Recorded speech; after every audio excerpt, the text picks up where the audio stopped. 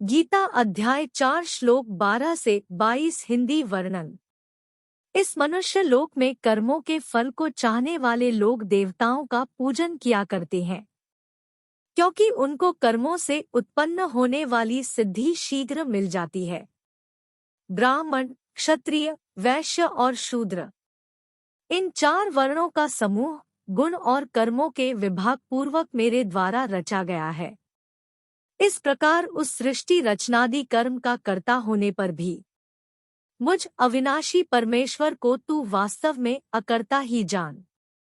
कर्मों के फल में मेरी इच्छा नहीं है, इसलिए मुझे कर्म लिप्त नहीं करते।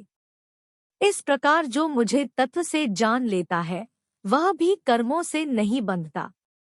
पूर्व काल में मोक्ष की या मुक्ति की इच्छा रखने वाले जीव या मनुष्य ने भी इस प्रकार जानकर ही कर्म किए हैं।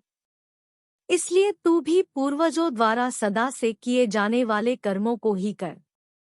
कर्म क्या है और अकर्म क्या है, इस प्रकार इसका निर्णय करने में बुद्धिमान पुरुष भी मोहित हो जाते हैं। इसलिए वह कर्मतत्व मैं तुझे भली भांति समझाकर कहूँगा, जिसे जानकर तू अशुभ से अर्थात कर्म बंधन से मुक्त हो जाएगा। कर्म का स्वरूप भी जानना चाहिए और अकर्म का स्वरूप भी जानना चाहिए तथा विकर्म का स्वरूप भी जानना चाहिए, क्योंकि कर्म की गति तीव्र है। जो मनुष्य कर्म में अकर्म देखता है और जो अकर्म में कर्म देखता है वह मनुष्यों में बुद्धिमान है और वह योगी समस्त कर्मों को करने वाला है। जिसके संपूर्ण शास्त्र सम्मत कर्म बिना कामना और संकल्प के होते हैं तथा जिसके समस्त कर्म ज्ञानरूप अग्नि द्वारा भस्म हो गए हैं, उस महापुरुष को ज्ञानीजन भी पंडित कहते हैं।